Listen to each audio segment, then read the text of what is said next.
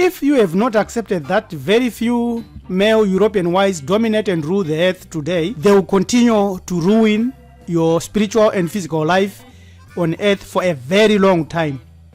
Let us sample historical theories of their origins, perhaps to access how they think and rule the earth.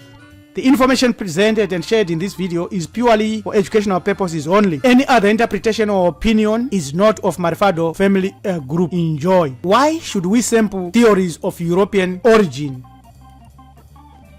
For the last 2000 years, what are the theories on why people turned white, where white skin evolved from, what color was the first human being to walk the earth, where did the white skin first appear? We are going to look at this from a number of historical theories of their origins: the Caucasian theory, the Bible, Bantu albino theory, the Yakub theory, and scientific theory.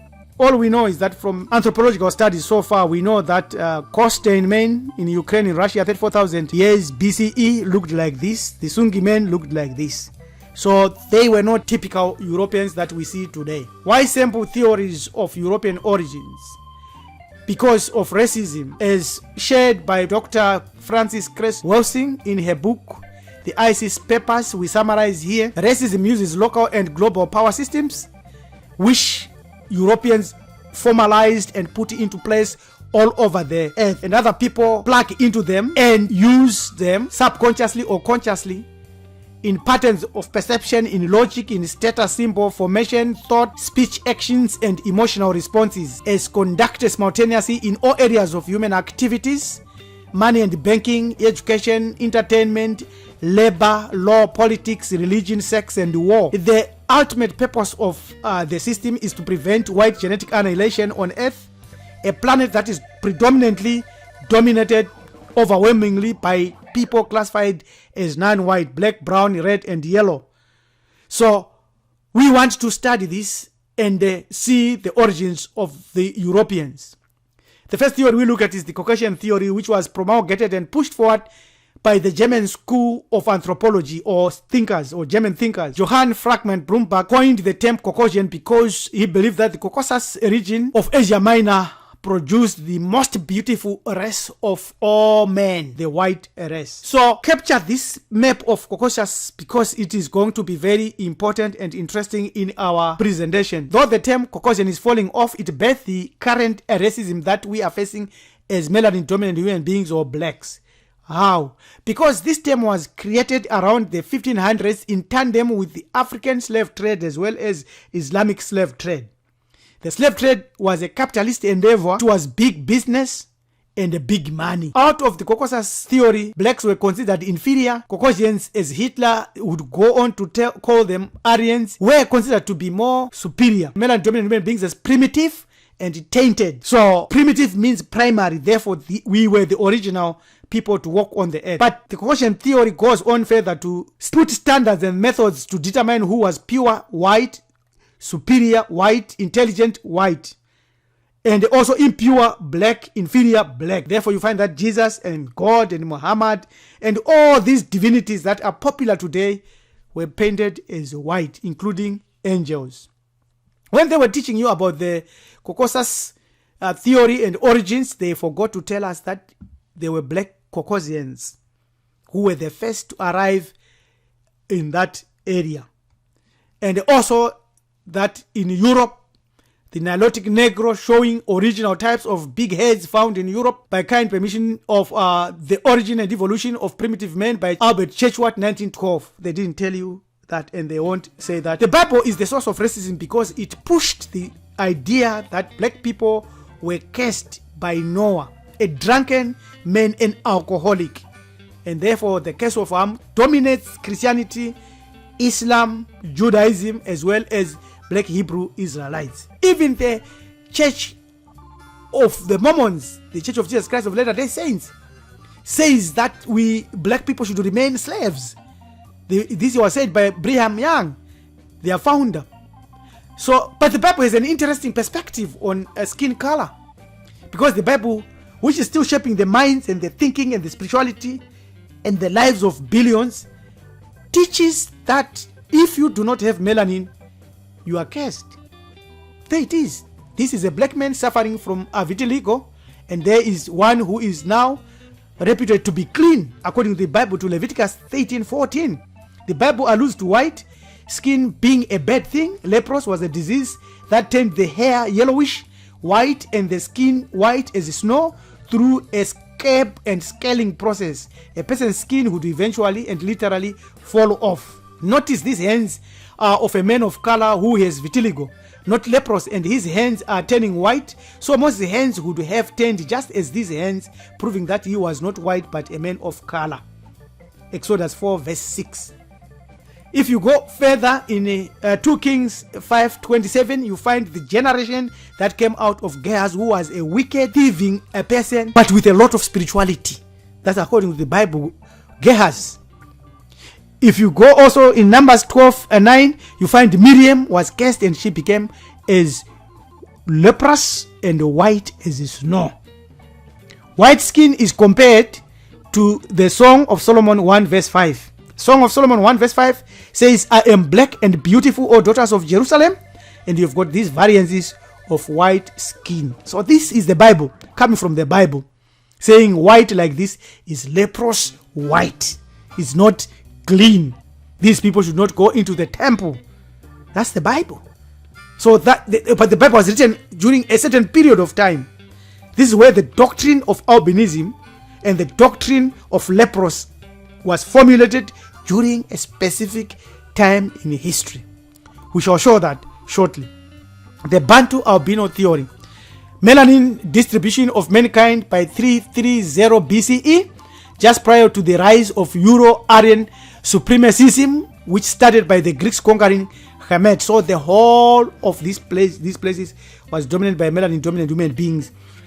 Who Champollion says, just think this race of black men today, our slave and the object of our scorn, is the very race to which we owe our arts and sciences, and even the use of speech. This was said by Constantine de Volney, travels through Syria and Hamid in the years 1783, 1784, and 1785.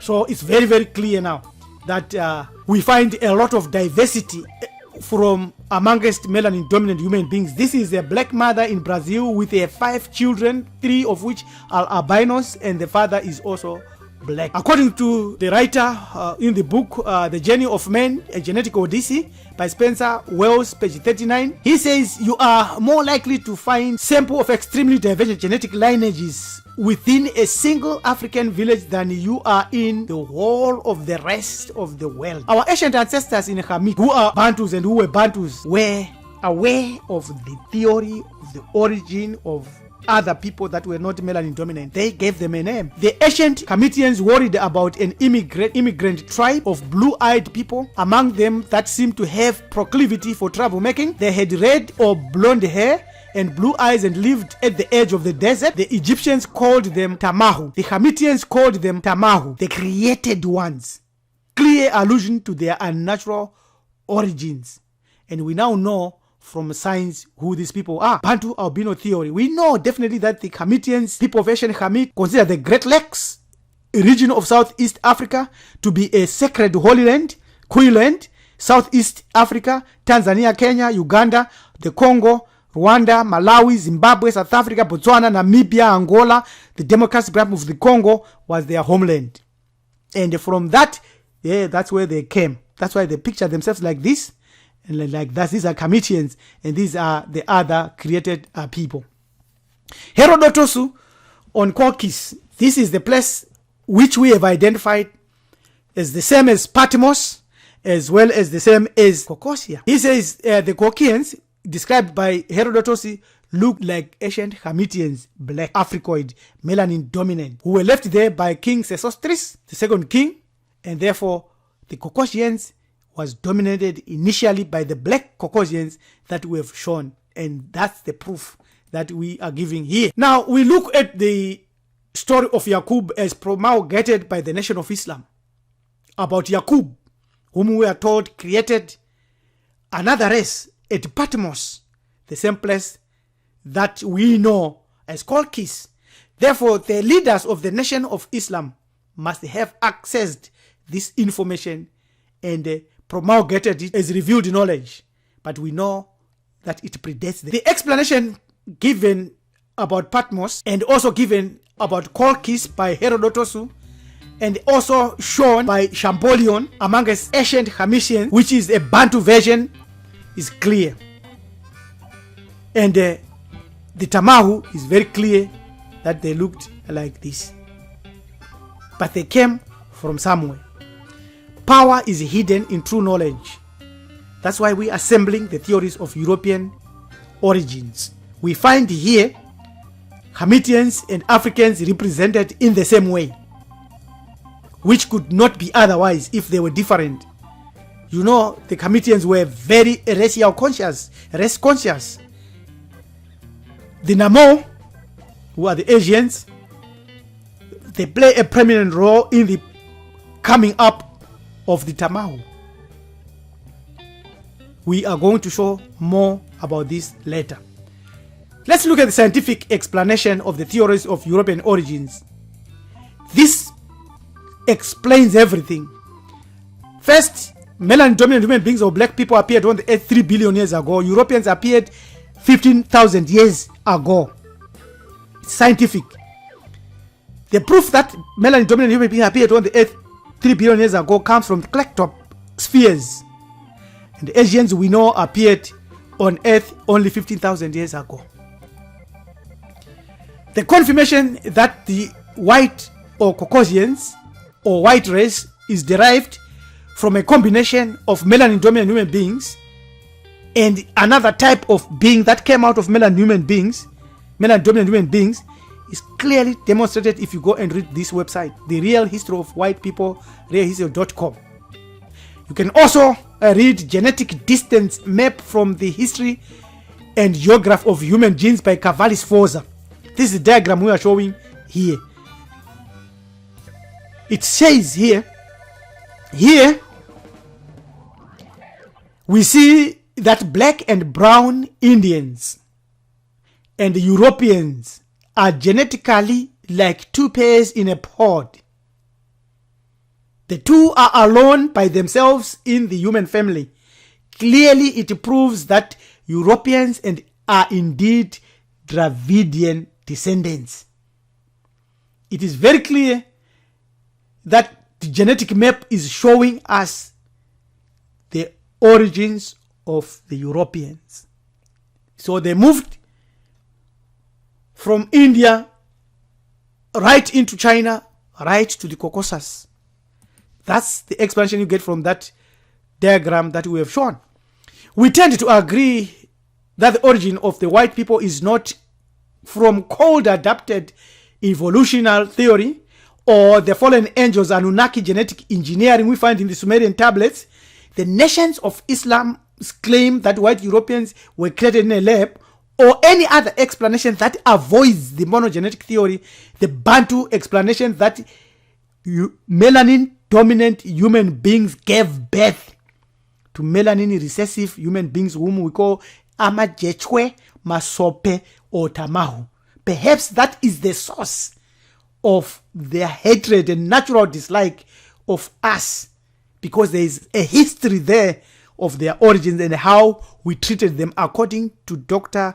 Chris Welsing's theory in the ISIS papers. The confirmation also comes from the enlightened people in Europe today. In England and in Britain in 2016, they say that GCSE peoples will be taught that the nation's earliest inhabitants were Africans who were in Britain before the English. You can read this in the dailymail.com, which was published on 9 January 2016. Researchers found genetic variants that are responsible for skin pigmentation.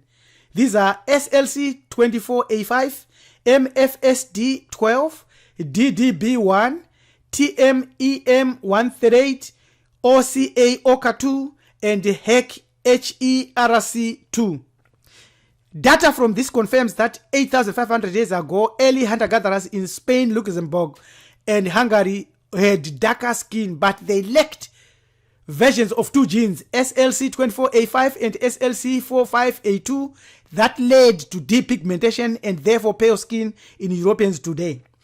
From being weak and the last on the racial table, medieval European leaders, not all of them, but leaders, started to absorb technology, education, and the desire and the drive for power, wealth, and exploration, defying odds and defying laws and regulations and primitive thinking, even defying their gods, and went all the way out to take their chance and to see themselves as free and rulers of the earth. And that's what has happened. So what have we to do with these sampled theories of European origins?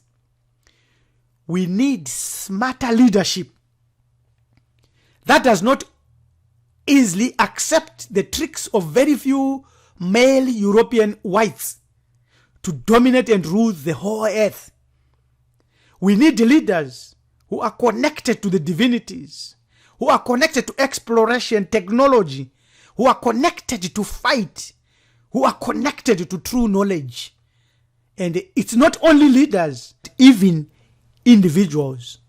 If you desire to move up and to fight and to be in that position of leadership through knowing these things and through knowing more other things, send us an email on john@maarifado.com. Till we meet again, your manager Topi, to Ms. Lukunukeni Mjakanja, Ms. Kaban, saying we can do it, it can be done, because they did it, we can also do it. Amen, amen, amen, Ra.